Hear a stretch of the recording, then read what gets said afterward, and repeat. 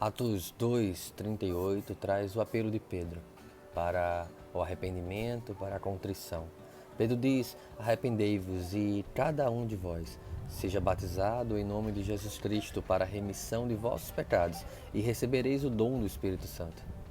Mais adiante, no verso 42, nós vamos ver o desdobrar dessa história, o desdobrar dessas conversões e de como essa igreja ia crescendo naquele contexto, ao ponto em que no verso 42 nós temos aqui escrito: e perseveravam na doutrina dos apóstolos e na comunhão e no partir do pão e nas orações.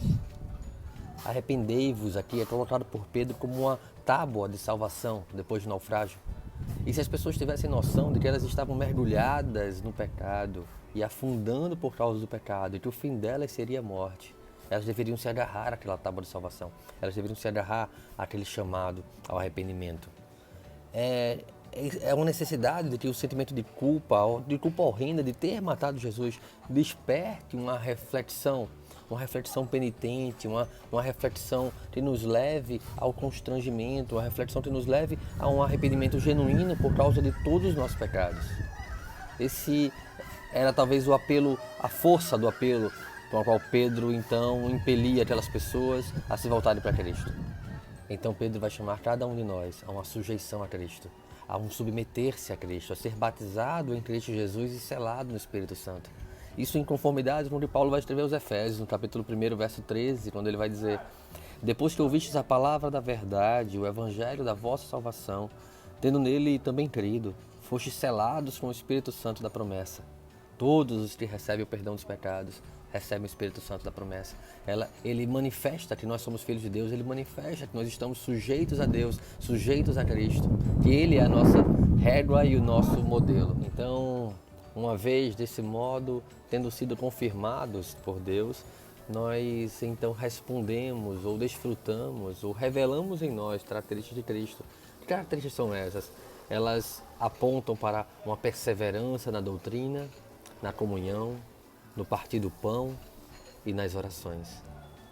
Sabe, mesmo distantes muitas vezes, e nesse momento, nós temos um compromisso cristão de sermos de sermos unidos, de que as nossas orações sejam compartilhadas, os nossos motivos sejam compartilhados, que a nossa comunhão ela seja plena, ela seja em Cristo Jesus, é no partir do pão, é na lembrança daquilo que foi a ceia, a intimidade que Cristo trouxe aos discípulos, falando ali sobre os últimos dias, sobre a restauração dos tempos, sobre a restauração da vida deles através da sua própria morte, de como eles os selaria com o Espírito Santo.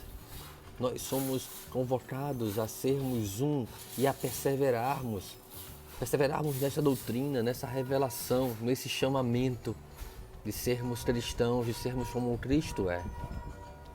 Precisamos estar em especial alerta de como as nossas orações são dirigidas a Deus, para que não revelem apenas meros sentimentos egoístas, vontade da carne, desejos até pecaminosos muitas vezes, idólatras muitas vezes, mas que chegue ao Senhor como adoração. As nossas orações precisam ser um ato de adoração nossa para com o Deus que nos deu a vida. E essas orações precisam ser constantes, sem cessar. É assim que somos orientados pelas Escrituras a orar.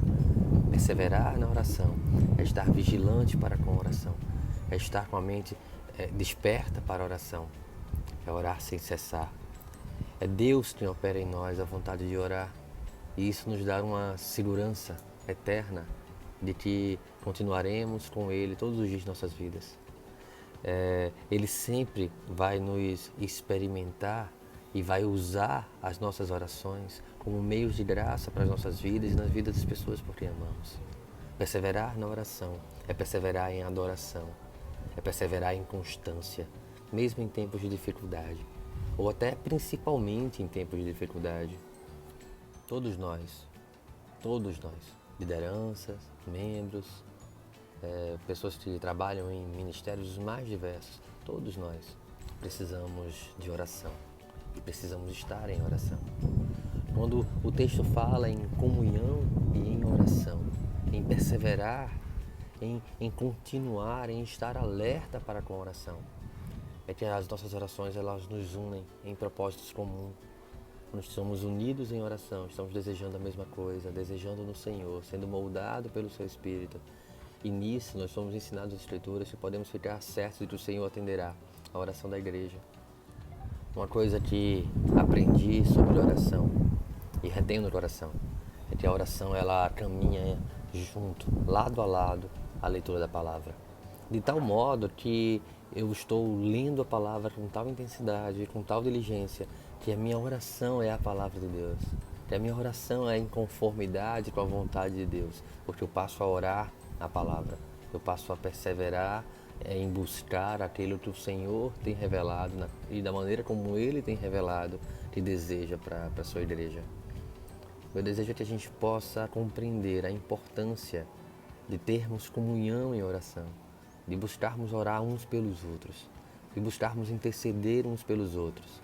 E como isso é reflexo da nossa nova vida em Cristo Jesus, uma vida de alguém que foi arrependido e que se arrependeu e que reconhece a sua insuficiência e sua necessidade, sua carência da graça e da glória de Deus. E que quando encontra outros assim, quando encontra a igreja, é capaz de compreender que é parte de algo que vai muito além de suas forças. Que é necessário um elo, uma ligação espiritual. E essa ligação é constantemente alimentada pelas nossas orações. Que nós possamos usar desses meios de graça, intercedendo uns pelos outros, intercedendo por nós mesmos, pelo nosso coração. Perseverar na oração é a missão da igreja e é isso que eu espero para cada um de nós.